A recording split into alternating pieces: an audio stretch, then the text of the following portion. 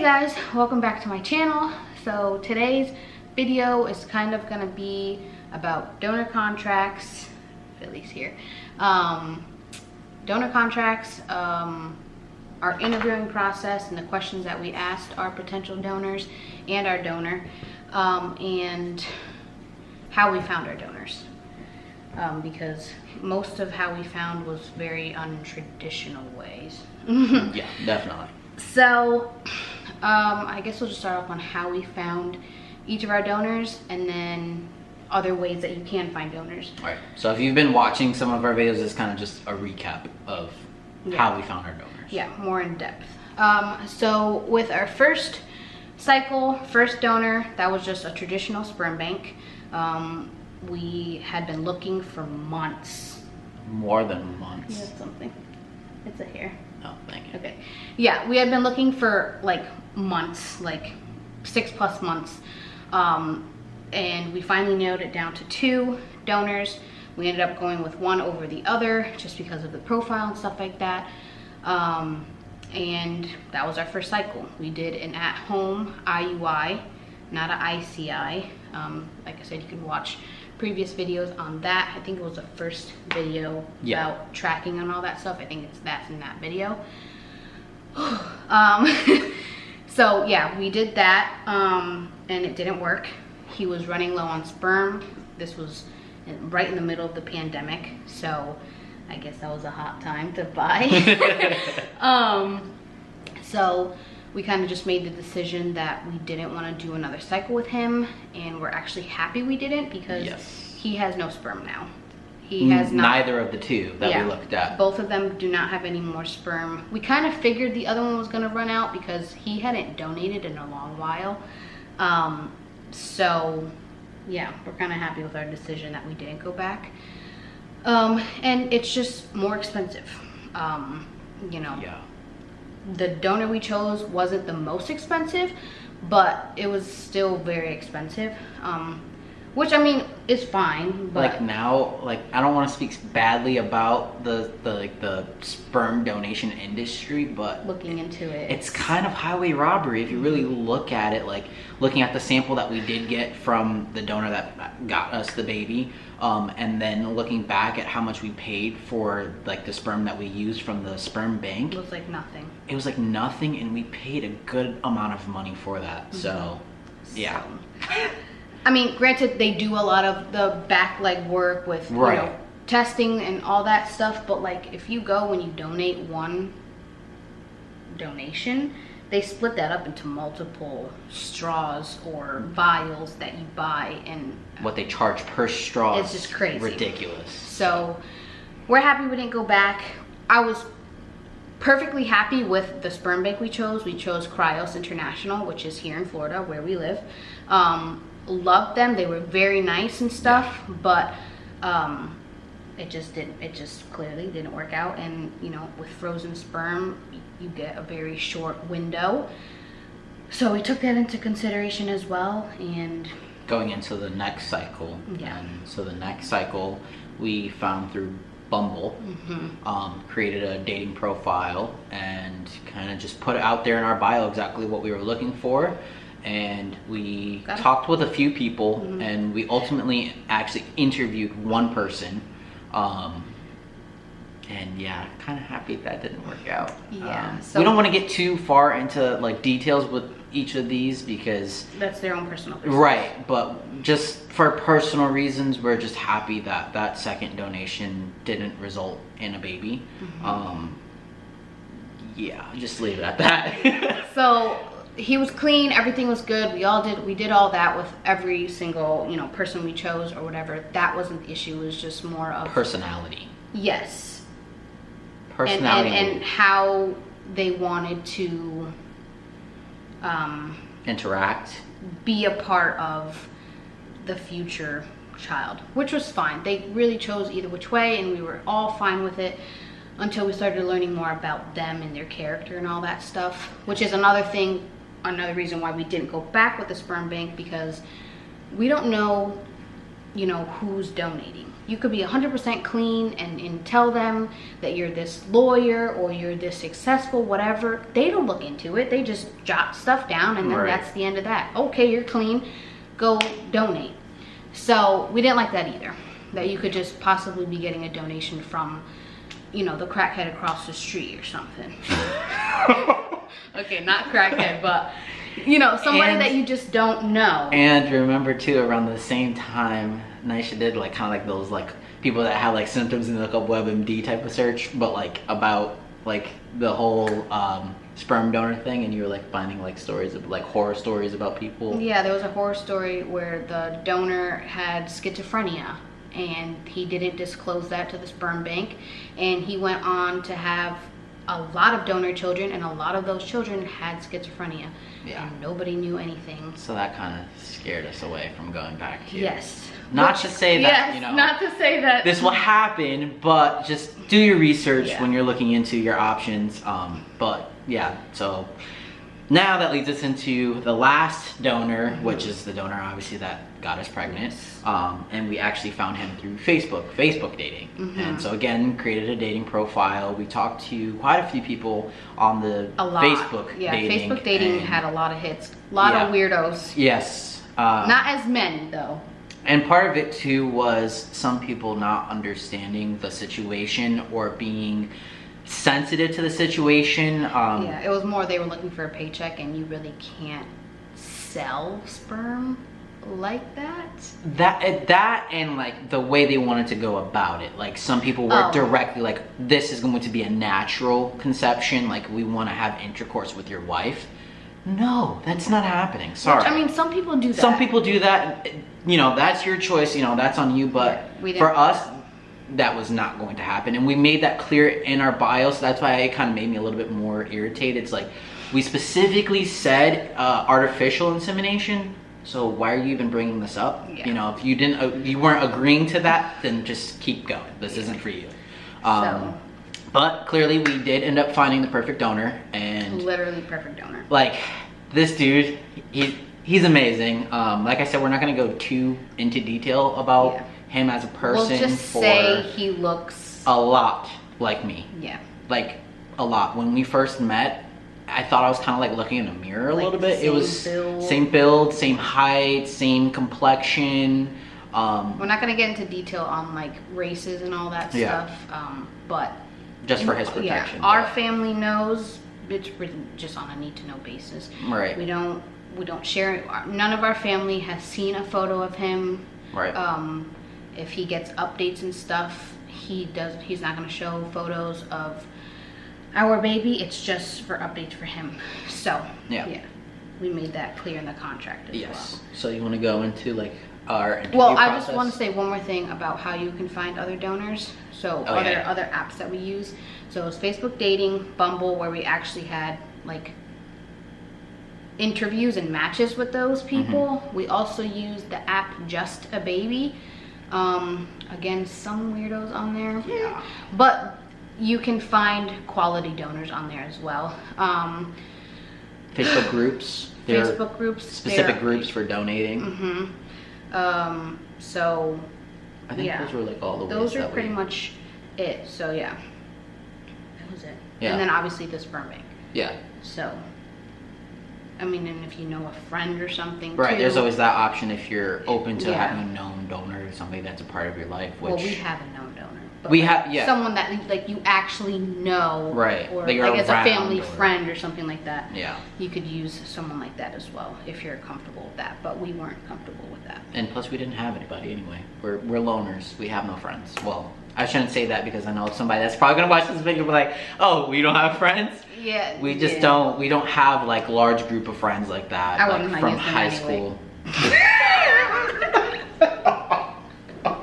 Anyway, you want to go into like... That was a no from me. Anyway, do you want to go into how, like the process, like the questions we asked and stuff? Yeah, so I have it on my phone. So we sent this out to actually a lot of people because we spoke with people on Just a Baby as well. Just a Baby, you can speak with people like super far away. Like I spoke with people from Canada.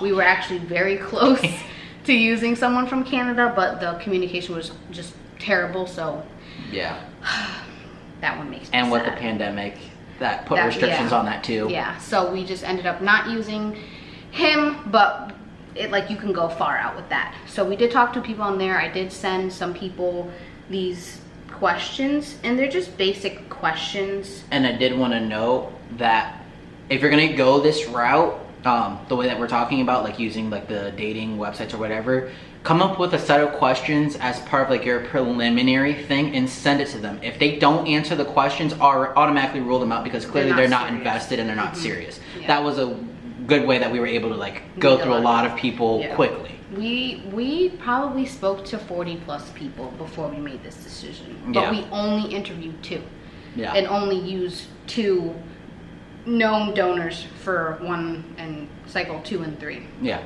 exactly. So that's how we were able to get through. Yeah, and this is how we were able to get through so many so quickly, was by having this, these sets of questions to ask them.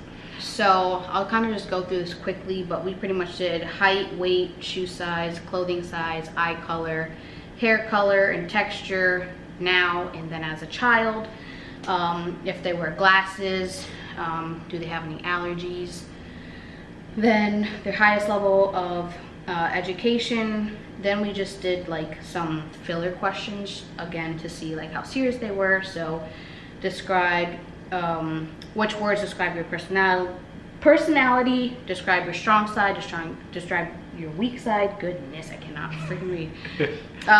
Your relationship status, and when we were in person, we kind of went in a little more in detail with that, like how many partners they had and blah blah blah. Yeah.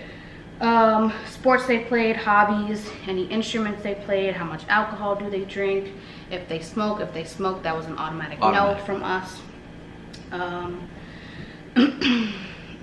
What childhood experience made the biggest impression on you, favorite animal, color, stuff like that. Just personality questions. Siblings, their height and their weight. Then we asked if they're available on short notice for donations. And then we asked about their family, if their family knows that they're donating or if they would tell them. That wasn't a big deal to us. We really didn't care either which way. That was their own personal choice. We just wanted to know. Right. If they got in a relationship, if they weren't in one right now, how would that affect future donations? Because we know we would like this little baby to have siblings in the future. Yes. So that was a big one. Will they donate for other couples, or have they donated? And then, going into detail with that. Also, I think this one's really important. If they have a cutoff age that they will not donate anymore. We thought that one was important. Our donor is very close to our age, so he really didn't say. But by the time I'm like 35, I'm not having any more out of this body. So we got like 10 years to get all our kids out. So, also, do they have a limit on how many donations they do per, or how many siblings they're willing to help us with? So if they had like a limit on that, like, oh, I'll only help with 2 or whatever. And a lot of these questions, like we had some of them initially, and then in conversations with other potential donors, we started coming up with more questions. So the list kind of got a little bit longer.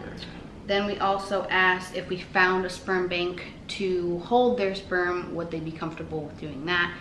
That wasn't super important to us, but it was nice to know if they would be open to that. Right. And then also we did a family tree, so grandfather, grandmother, mother, all that, and we just did, how old were they when they passed, or if they're alive, occupation, weight, height, eye color, hair color, and then their health. Yeah. That was pretty much it, and we did that for siblings as well. So that way we can kind of get a clear picture. Obviously, like if this were like me and Aisha making the baby ourselves, do you really sit here and like have this full-on discussion about people's health backgrounds and stuff before getting in bed? No, more than likely not. Getting in bed. But because this is a more unique situation, if there were things that we could avoid as far as health issues, we wanted to to do our due diligence and really find out like if there were any history of cancers or anything like that in the family that could be potentially passed. Right, that could be potentially passed on. We kind of, which they look for that stuff when you're in the doctor's office anyway. Like they ask you all these questions about you yourself. You can do genetic testing and all that stuff, which we already have done, and I'm not a carrier for anything.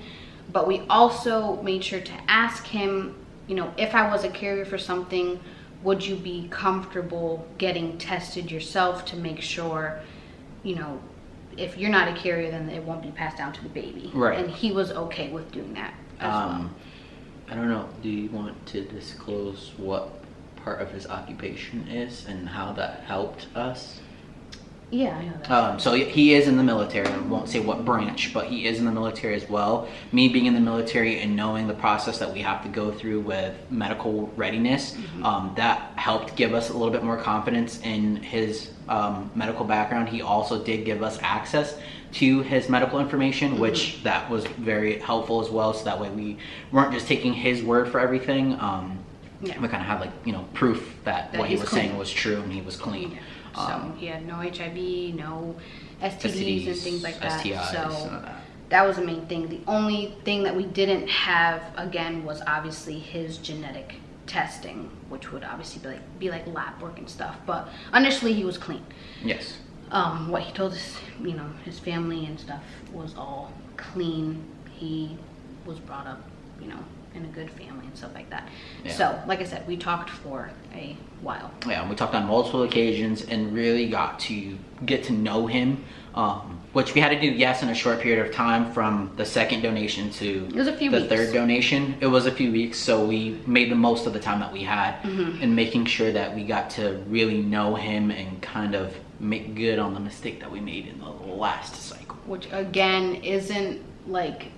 If it would have ended up in a pregnancy, okay, like... It wouldn't have been the worst thing, but there were certain things that we learned later on that if we had have known prior to, we probably wouldn't have chosen that donor. Yeah. So.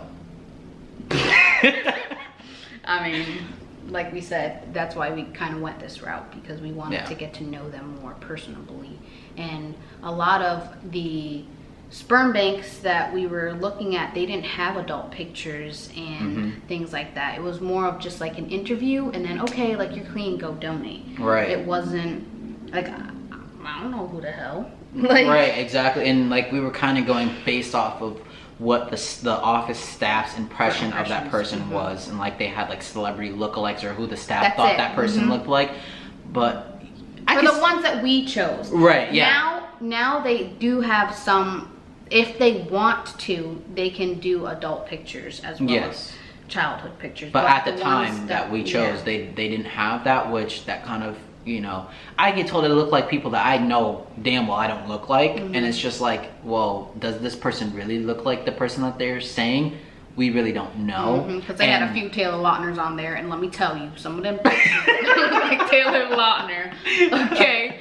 Seriously. And it's just like, we personally know people that looked a certain way as a child and they grew up and it's like, that is not the same person at all, whether good, bad, or indifferent. And just knowing that possibility and then the fact that we're just going on an assumption off of somebody else, it didn't really sit too well. Yeah. It didn't really sit too well. And just the cost on top of that, we really wanted to have as much control over this process as we could. And I think that, you know, the donor that we chose and the process that we went through, clearly, you know, we were successful in what we wanted. And I think that getting to that point and finding somebody that kind of checked off a majority of our boxes, and as the process went on, as the process went on and we really started looking into it and just seeing the baby pictures and not seeing an adult picture, we wanted somebody that looked more like Jaden. Originally that wasn't a necessity. I really don't know what sparked in me, but originally I really didn't care if the donor was white, black, Asian. I really didn't care. I just wanted a child. And as we started going through the donors and really like getting serious about starting the process, I don't know, something kind of just flipped in me, and I just said, I would really like it if the kid could look somewhat like me. It'd be one less thing to have to explain about myself and my child. Because it'd be our child. Right. It's not like we're adopting a child, so that's obviously self-explanatory. Right. It's not biologically our child. Like when people see us like in public, they see a heterosexual couple. They don't see a transgender guy and a cis woman. They just see a heterosexual man and woman relationship. So to have that and then have a child that looked nothing like me at all, that would have caused people to say things, which I don't want to say that like I'm super, like, I don't know how to like put it, like I'm human at the end of the day, and like, yes, I can let certain things go without addressing them, but I've already told Nisha I'm a papa bear, and I know that if somebody says something about my child, it's not going to be pretty. And that was one thing I could control in writing the narrative for our family, and not having that be an additional thing to have to constantly address. I wanted to do that. Yeah. So. And it just happened to work out. Yeah. Like we said, we found him on Facebook dating. On Facebook dating, if they don't like you, then you can't contact them. Right. So it was a mutual thing. It has to be a mutual thing. Same thing with Bumble as well. Like, you have to match. So Bumble is kind of a little easier, because on Facebook dating, it's just like they like you, and then you can then they can reach out. Right. But Bumble, like, you both have to match. Right. So it just happened to work out like that. And like we said, they're both in the military and stuff like that. So there was just a lot that, was naturally, our kid could, have some characteristics that match you without even being biological. Right. Yeah. So, but again, we want to possibly adopt in the future, so it really doesn't matter. Like, it's endless. I mean, you could do embryo adoption and stuff. So there's a lot of options, but this was just what fit our needs right now, and what we wanted. So, but yeah, that was a lot to say, huh? I know. So getting into the contract now, like we said, we spoke with a lot of different people. We actually had a donor specifically send us a contract that he wanted us to look over, even though I was not interested in him, but I was like, hey, send me that contract so we can use it. So we have it. It needed work. Like, the spelling in that was god awful. And like, we just added certain things, took out certain things that we discussed with our donor and we agreed upon before adding to the contract. Yeah. So we kind of made it, but majority, it was, the lingo was a little more, what's it called? Professional. Yes. And I know one thing that we'll get a question on is if our donor has agreed that once our child is 18 or before the age of 18, can they contact? Yes. So that's to be determined right now. We kind of left that as if our child wants to, they can. Our donor was open to that, but we just left it up to our child. If they wanted to reach out, they could. Yes. And I also wanted to say, like, me being transgender isn't going to be a secret from our children. They're going to know where they came from. Right, exactly, and that we wanted them, and we went through this great length to get them here. They just won't know who the person is until they're 18. For legal things. That's just how it is. Even with sperm banks, if you have a donor that is open to that, the child has to be 18. So we are just following that as well, for the safety of our kid and the safety of our donor. So yeah. I'm sorry, I'm out of breath from sitting here. But yeah, so we just use that contract. We have not gone through a lawyer. We trust our donor. Like I said, he's close to our age, and he's not very interested right now per se in having his own children, or even wanting that responsibility right now. So we're not. Jaden's signing the birth certificate. Okay, sorry, the camera died. But yeah, so he doesn't want the responsibility right now. He just wants to help. Right. That was pretty much it. So we did ask if he'd be okay with us possibly ever drawing up, you know, formal documents with a lawyer. He said it was fine. So again, just be cautious as to like who you use. But I know that if you do have a donor and they've had donor children already, if they do try to fight for custody, they have to fight for however many donor children before your child. They have to fight for custody for them first, and goes down the line. So that's a lot. Granted, yes, he doesn't have any other donor, but he's interested in it. Right. Just not right now. So we may drop, you know, formal documents, possibly. I don't know exactly when. I know, you hear the people. But right now, we are okay with not. Leave it. But yeah, so. Yeah, I mean, that's where we're at right now. We don't know what the future will hold, but right now, you know, we're comfortable with the contracts that we all have signed. We each have our own signed copies. And yeah. That's just that with that. Yeah, sorry that this video was so long, but we had a lot of questions that we wanted to answer. Yeah, if you have any more questions, please. Yeah, I've been commenting back as much as I can, you know, but this was something that I couldn't just answer in clearly a question. Yeah, it was a lot. So definitely do your homework though on contracts, on lawyers, on your state. I know some states have some crazy laws when it comes to things like this, so just definitely do your homework. But yeah, so that's all I have. I think that was all that I want to talk about. But yeah, so stay tuned for our next video. I think that one's going to be baby names we love but won't be using.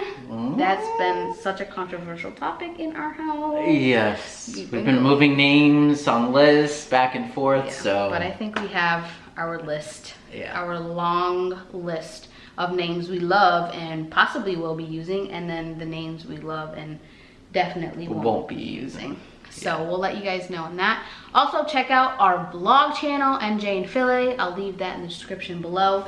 That's where I'm gonna have updates on pregnancy and like vlogging and stuff. I mean, I'll have updates on pregnancy here, but like if you want to see like our daily routine and stuff. Yeah, just our daily life. Our vlogs and stuff. And once Little Bean comes, Little Bean will be mainly on that channel. Yes, and that's where you get to see them grow. Yeah. So I'll do a bump date for you guys real quick. I am 26 weeks. I will be 27 weeks on Sunday. It's Friday currently. No, you're gonna be 26 weeks on Sunday. That's what I just said. No, you said you're gonna be 27 weeks on Sunday. You're gonna be 26 weeks on Sunday. No, I'm not. You just had 25 week and 3 days is when you went to the doctor's appointment. Yes, and that was before. Come Sunday, I'm 27 weeks. Baby, you were 25 weeks and 3 days on your appointment on Wednesday. Today is Friday. Why does this tell me that I'm going to be 26 weeks? Or that I'm 26 weeks? Well, somebody's wrong. You were wrong. I don't know how, because we've been saying 25 weeks. That was before. That was for that week before. Okay, whatever. Clearly, I need to learn something. Anyway, I'm going to be 27 weeks. The glucose test is coming up, remember? Oh, yeah, 28. For 28 weeks. Wait, so next week you're going into your 3rd trimester? Yes. Holy cow. Okay. Bump date. Yeah, so bump date. This is my almost 27 week. Oh my god, don't look at that. But yeah, so, you know,